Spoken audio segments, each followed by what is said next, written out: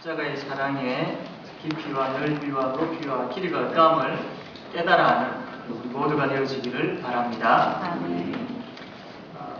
우리 교회는 네 가지 사명선언문이 있습니다. 영주보 맨 앞에 보면 사명선언문 제5영도교회는 이라고 되어 있는데 우리 다 같이 한번 읽어보겠습니다. 첫 번째 성이 무엇입니까? 하나님을 성령과 진리로 예배하는 교회가 되자. 두 번째, 말씀과 기도로 복음의 충만한 교회가 되자. 세 번째, 하나님 나라의 증인으로 사는 교회가 되자. 네 번째, 사랑과 약속으로 제자 삼는 교회가 되자. 네 가지 사명이 우리에게 있습니다. 그래서 오늘은 네 번째, 사랑과 양육으로 제자 삼는 교회라는 주제를 가지고 하나님의 말씀을 전하고자 합니다. 제자라는 이야기를 우리가 많이 듣기도 하고 많이 사용합니다. 그런데 이 제자라는 말을 좀 국한시켜서 사용을 하곤 합니다. 제자 훈련에 이제 많이 사용을 하죠. 그러다 보니까 우리가 생각할 때에 제자는 어떤 특수한 훈련을 받은 그리고 특별한 그런 집단에 속해 있는 그런 사람들만 제자다라고 그렇게 생각하기가 쉽습니다. 그런데 과연 성경에서는 제자를 어떤 사람을 제자라고 하고 있을까요? 오늘 우리가 보았던 이 사도행전 14장 말씀 보게 되어지면 바울이 1차 전도 여행을 하고 있는 가운데의 모습입니다. 루스드라라는 그 지역에 가서 복음을 전하다가 유대인들로 인해 가지고 돌에 맞아서 거의 죽을 뻔하게 되어지는 그런 상황에 처하게 됩니다. 그래서 사람들이 바울이 죽은 줄 알고 그 시외로 바울을 이렇게 내버려 버립니다. 근데 바울이 다시 일어나게 되어지고 다시 루스드라 성으로 들어가게 되어지죠. 그리고 다음날 바나바와 함께 드벨라는 지역으로 또 떠나서 그곳에서 복음을 전합니다. 그때 그곳에서 복음을 전할 때에 많은 사람을 제자로 삼았다라고 그렇게 말씀을 하고 있습니다.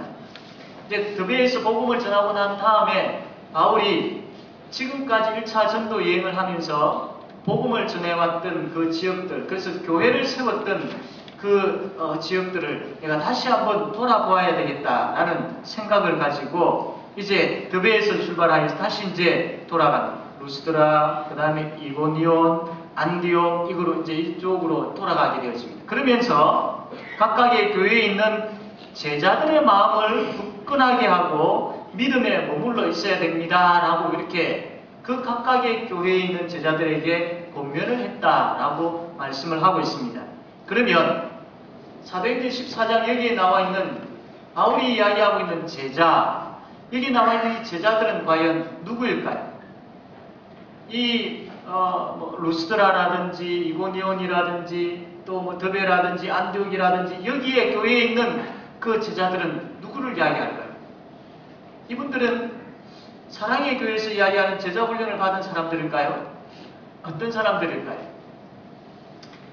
특별한 어떤 특수한 훈련을 받고 특별한 어떤 집단에 속해 있는 사람을 이야기하지 않습니다. 그렇다고 예수님께서 말씀하셨던 12명의 제자도 여기에서 이 제자에 대한 부분들은 아니다라는 겁니다. 여기서 말하는 제자가 누구냐면 쉽게 이야기하면 예수 믿는 사람을 이야기합니다.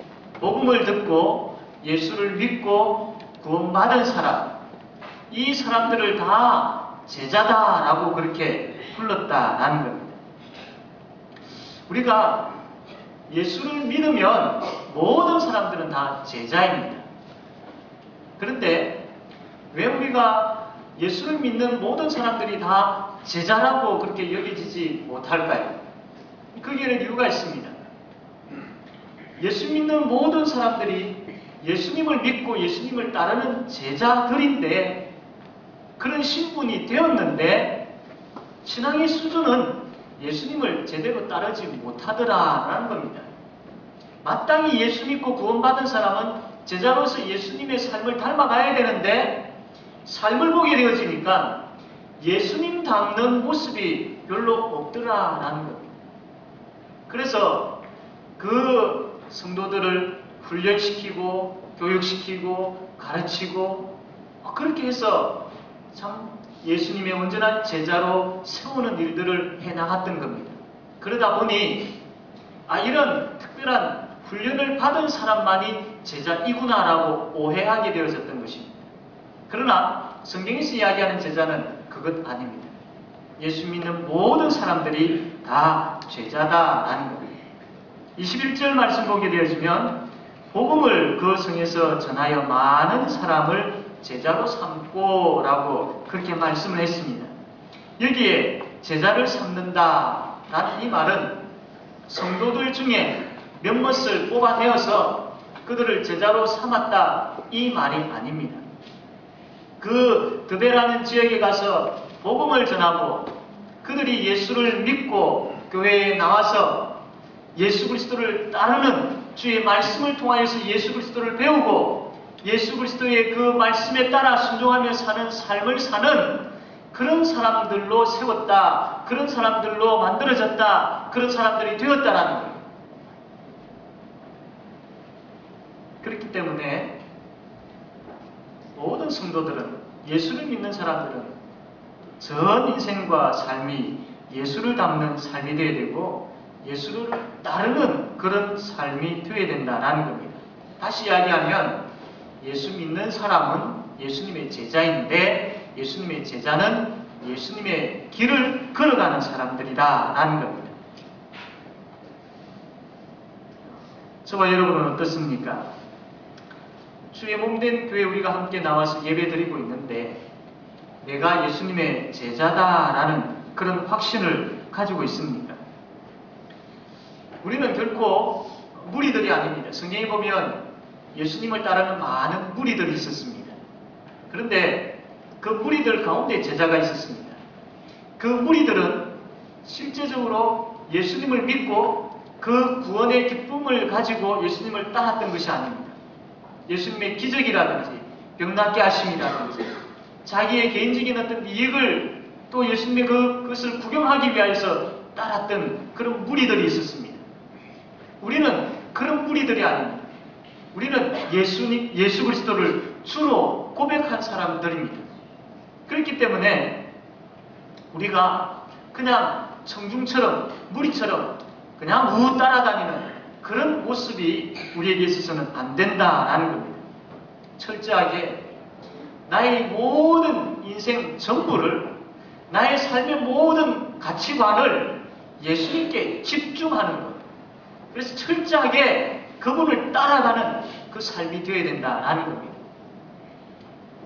다시 강조하지만 이 예수님을 전적으로 의지하고 그분만 바라보고 그분을 따르는 삶은 교회의 어떤 일부 사람들에게만 주어진 특별한 훈련을 받은 사람들만 할 수 있는 것이 아니라 내가 예수 그리스도를 주로 고백하는 그 순간부터 내가 예수를 믿습니다라고 고백하는 그 순간부터 우리는 그런 인생이 그런 삶이 되어야 된다는 겁니다.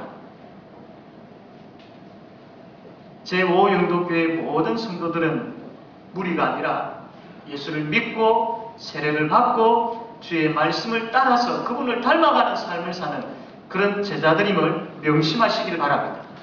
그렇기 때문에 우리가 내가 청중의 자리에 서야 할 것인가 제자의 자리에 서야 할 것인가 이것을 고민해서는 되지 않습니다.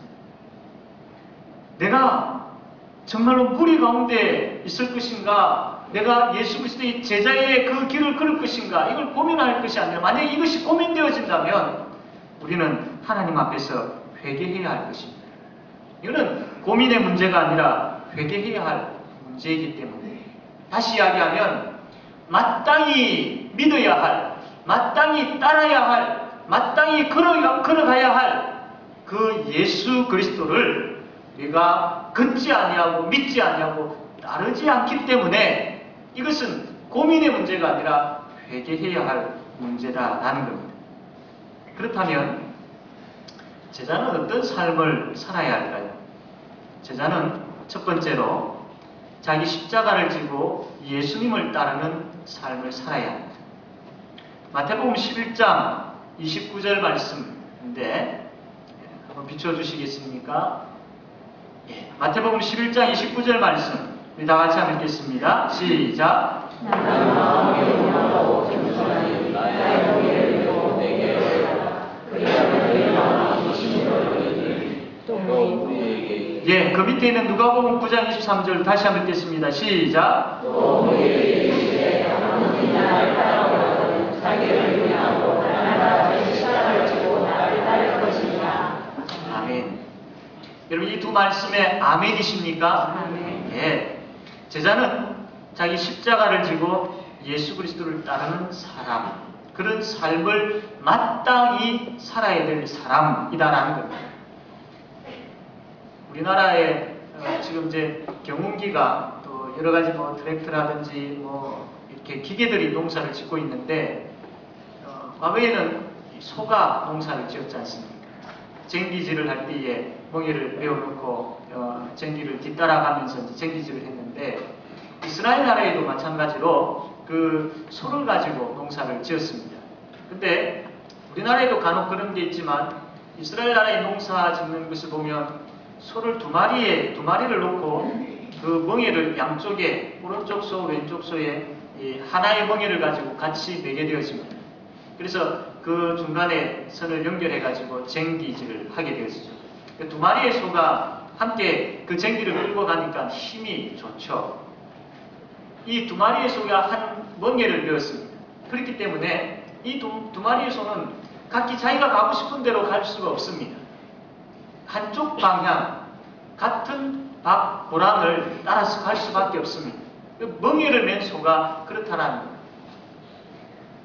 우리가 예수님의 제자가 되었다라는 것은 예수님과 나와 같은 한 멍에를 메었다라는 겁니다. 다시 이야기하면 내가 예수를 믿게 되었다라는 것은 이제 나는 예수님과 같은 멍에를 맨 사람이 되었다라는 겁니다. 그래서 우리는 예수님과 같이 멍에를 메었기 때문에 예수님이 보시는 방향을 우리가 보아야 되고 예수님이 가시는 방향대로 우리가 따라야 되고 그렇게 해야 아니 또 그렇게 할 수밖에 없는 그런 우리가 되었다라는 겁니다. 한번 생각해 보시길 바랍니다. 예수님과 나와 같은 멍에를 맨 사람들이다. 그래서 예수님께서 어디를 인도하시든지 나는 따라가야 되고 따라갈 수밖에 없는 자가 되었다라. 이게 깊이 묵상되어질 때에 우리의 삶 가운데에 내가 무엇을 해야 되고 무엇을 봐야 되고 어디에 있어야 되고 어디에 가야 할지가 분명합니다. 우리가 죄의 유혹 앞에서 불분명하고 우리의 삶에 있어서 방향성이 흐려지고 흔들리는 이유는 예수님과 내가 같은 멍에를 메었다라는 것에 있어서 우리가 진실된 고백을 하지 못하고 있기 때문입니다. 명심하십시오. 우리는 예수님과 같이 멍에를 낸 사람들입니다. 그렇기 때문에 그분이 어디를 인도하시는지, 그분이 무엇을 보시고 어디로 우리를 이끄시는지에 대해서 우리가 민감하며 그대로 순종하는 그 삶이 되어야 될 줄로 믿습니다. 예수님께서 멍에를 메셨는데 어떤 멍에를 메셨을까요?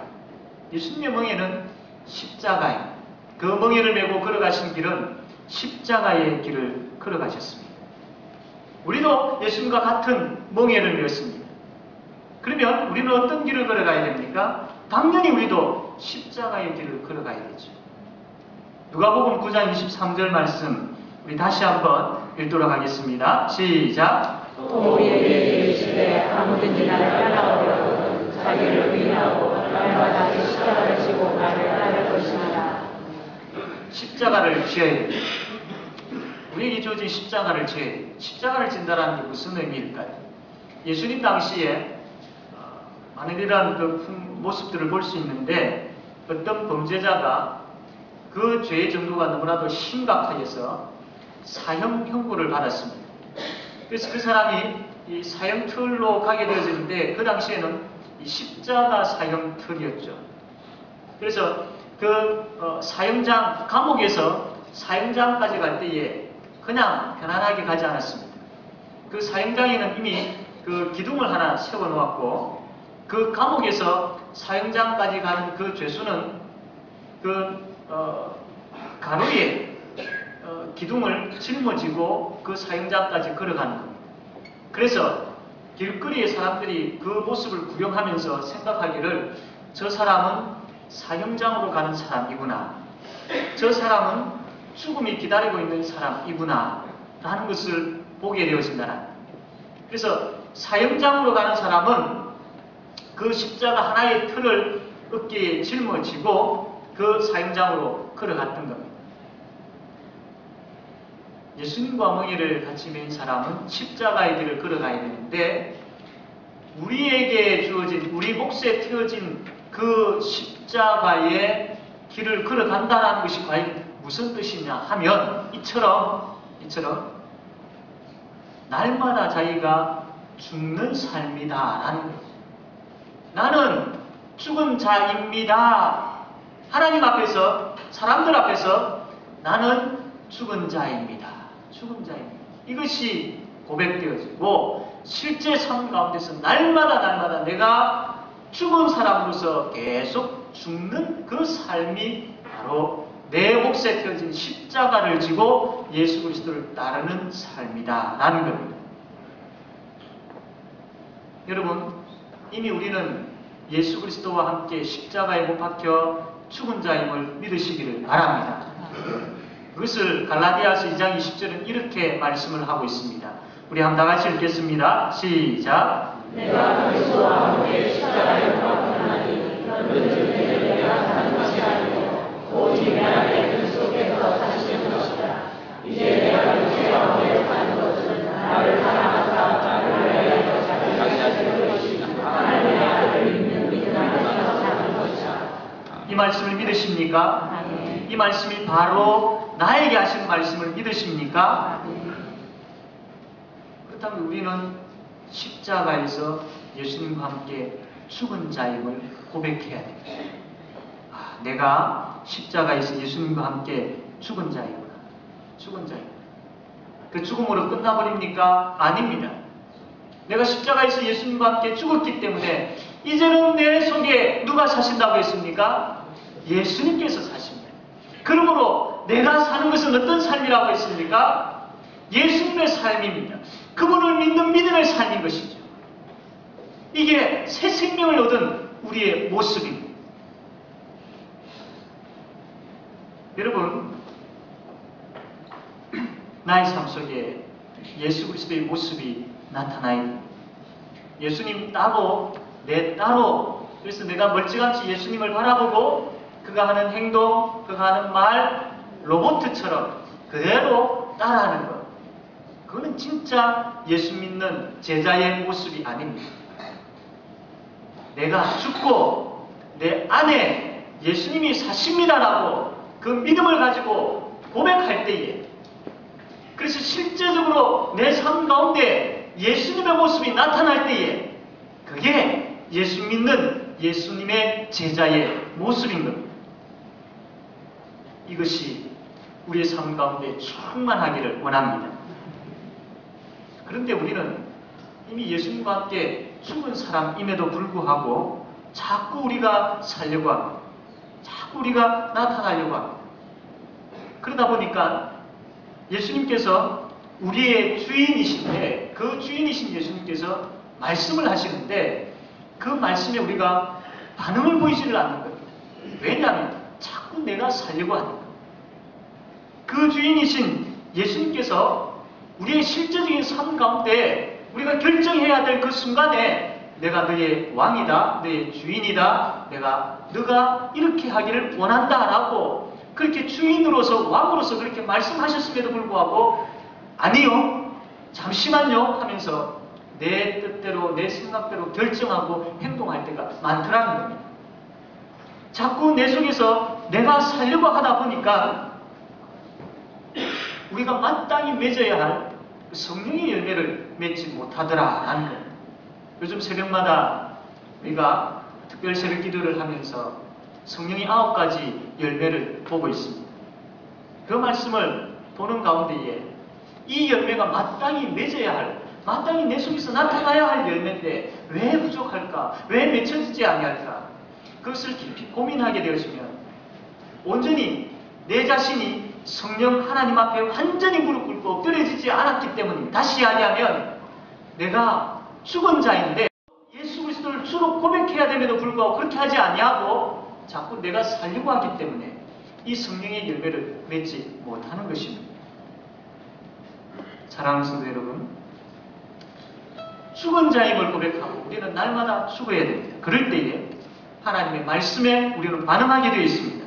내가 죽게 되어지면 예수 그리스도를 주로 인정하는 그 삶의 현장을 경험하게 되어질 줄로 믿습니다. 내가 죽게 되어지면 성령 하나님의 열매가 우리 가운데에 충만하게 되어질 줄로 믿습니다. 바울은 나는 날마다 죽노라 라고 그렇게 고백을 했습니다. 우리가 날마다 죽을 때에, 죽은 자임을 고백하면서 우리가 날마다 죽을 때에 내 안에 그리스도께서 살아계심이 증명되어집니다. 보여질 수 있습니다.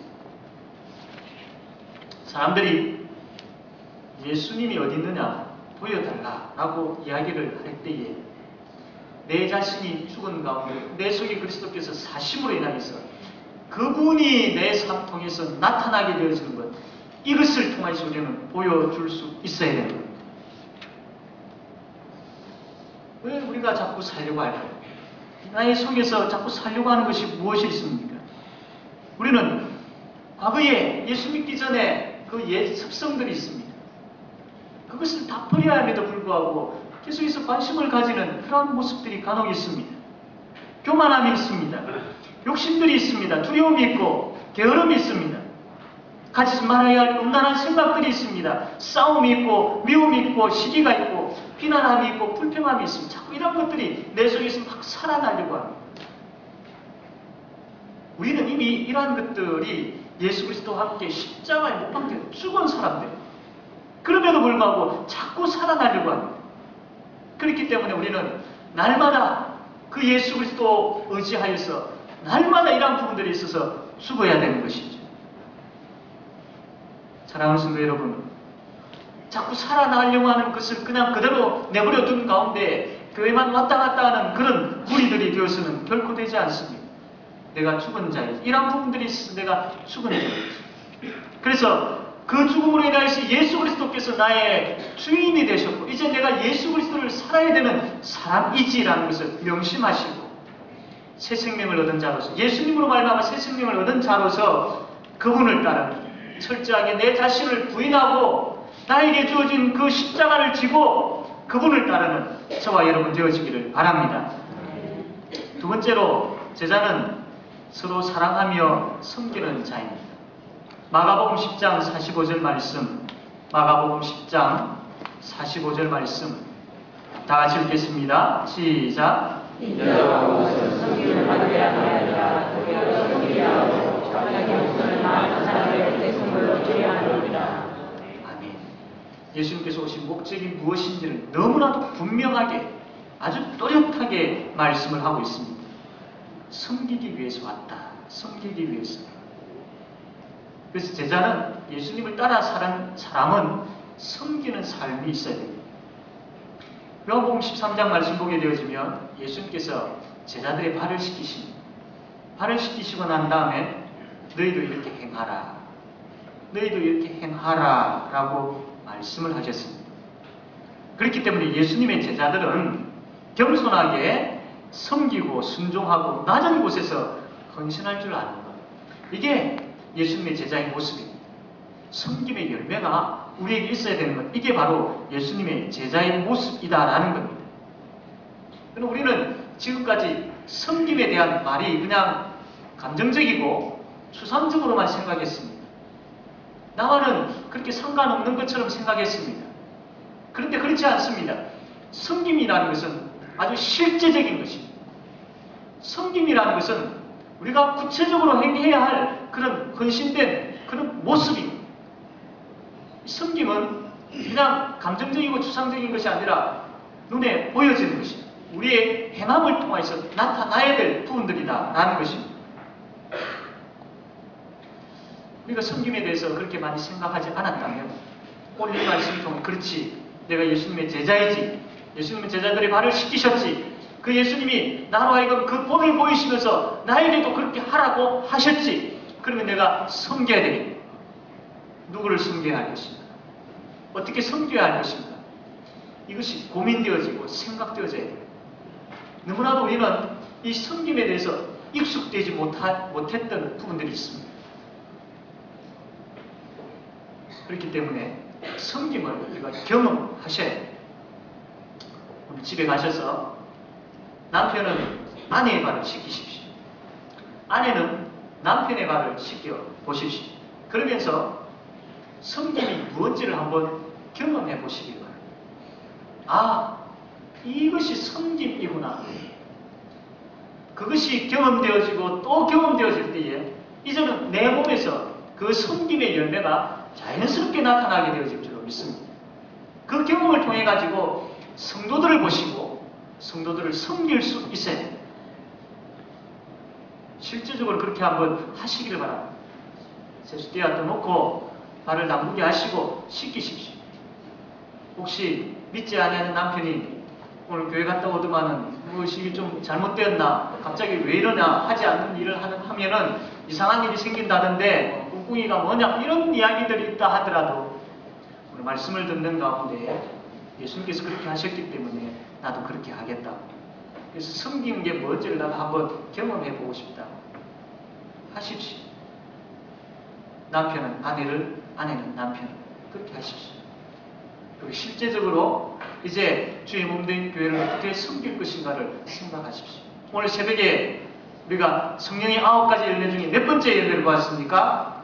5번째 열매를 보았는데 그 5번째 열매가 무엇이었습니까? 자비의 열매였습니다. 자비는 도움을 베푸는 것이라고 했습니다. 하나님께서 교회를 세우실 때에 독단적으로 너만 신앙생활을 잘하면 돼, 너만 잘하면 돼, 이렇게 교회를 세우셨습니까? 아닙니다. 하나님께서 나에게 주신 은사를 가지고 다른 사람을 돕도록 하셨습니다. 다른 사람에게 주신 은사를 가지고 나를 돕도록 하셨습니다.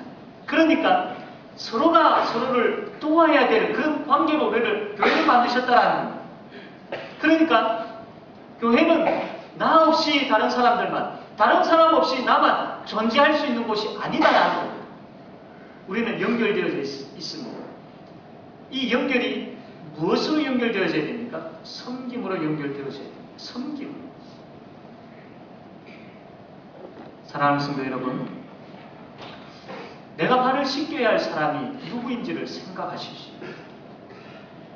우리가 가르치는 아이들일 수도 있고, 새로 나온 새가족일 수도 있고, 우리 기관의 사람들, 구역의 사람들일 수도 있고, 연세 드신 사람일 수도 있고, 혹은 더 나아가서 내가 미워했던 사람일 수도 있습니다.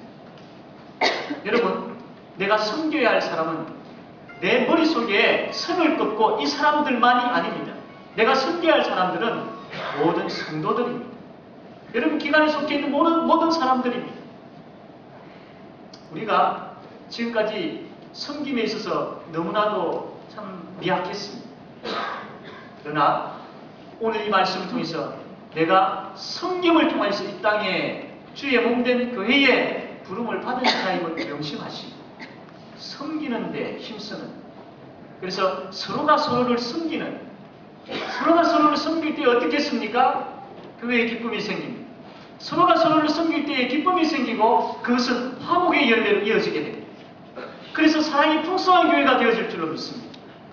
이러한 섬김 우리에게 있게 되어지기를 바랍니다. 마지막으로 제자는 세상으로 보냄을 받은 사람들입니다. 요한복음 17장 18절 말씀 다 같이 읽겠습니다. 시작.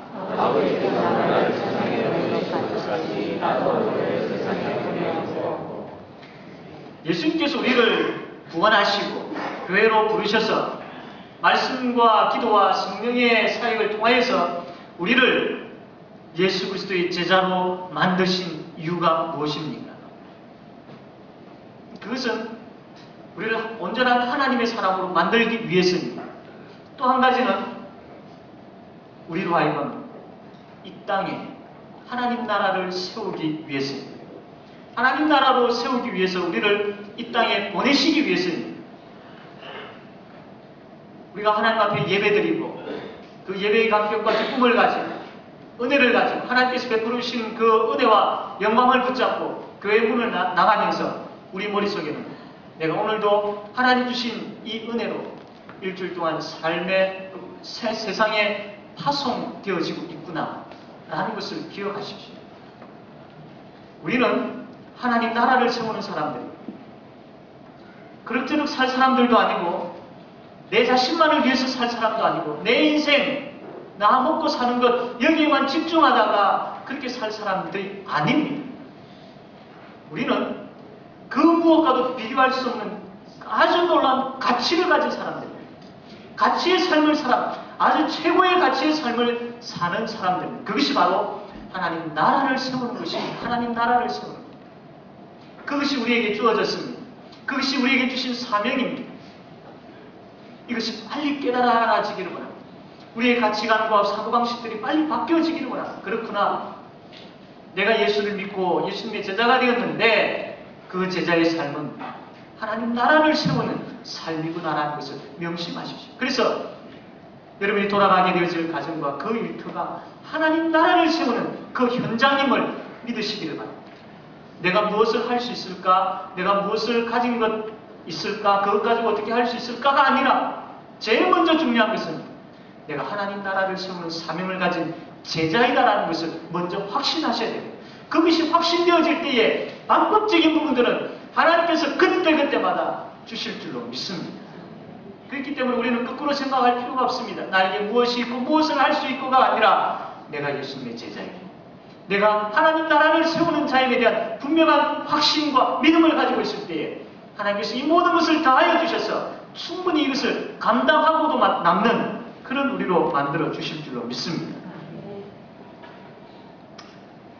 이제 말씀을 맺겠습니다. 예수님을 믿으십니까? 그렇다면 우리가 예수님의 제자임도 믿으시기를 바랍니다.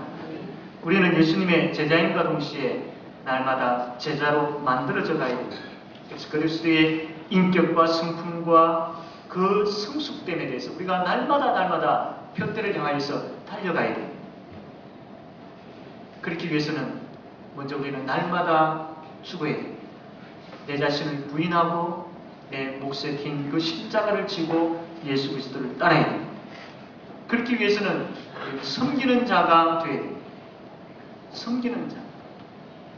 국한된 나와 좋은 관계에 있는 사람만이 아니라 선을 끊지 아니하는 그런 섬김. 그래서 서로가 서로를 섬기는 그런 제자가 되어야 됩니다. 나에게 주신 사명이 있음을 깨달아 하셔야 됩니다. 하나님 나라를 세우는 이 거대하고 이 위대하고 그 누구에게도 맡기지 아니하는 하나님의 백성들이 하나님의 제자인 우리에게 맡기셨다라는 영적 자부심을 가지고 내가 하나님 나라를 세우는 사명자임에 대한 확신을 가지셔야 됩니다. 그것을 가지고 우리가 신실하게 진실하게 거룩하게 제자의 길을 걸어가는 우리 모두가 되어지기를 바랍니다. 기도하겠습니다. 하나님, 오늘도 우리가 예수님의 제자임을 가르쳐 주셨습니다. 그리고 제자는 어떻게 살아야 하는지도 말씀하셨습니다. 하나님, 한 귀로 듣고 흘려버리시는 일들이 없게 하여 주시옵소서. 한 주간의 삶 가운데 우리 가운데 예수님께서 계시고 역사하심을 증명하는 예수 그리스도의 제자의 삶을 살아갈 수 있도록 인도하여 주시옵소서. 오늘도 성도들과 함께 교제하는 가운데 섬김의 아름다운 모습들이 열매로 나타나게 하여 주시옵소서. 날마다 죽어가는 날마다 예수 그리스도와 함께 십자가에 못 박혀 죽은 자로서 우리 속에 살아나려고 하는 그런 부분들이 날마다 죽임을 당하는 내 자신이 부인되어지는 그래서 오직 예수 그리스도로 말미암아 살아가는 삶이 되게 하여 주시옵소서. 하나님 나라를 세우는 사명자임을 잊어버리지 말게 하여 주시옵소서. 예수님 이름으로 기도드립니다.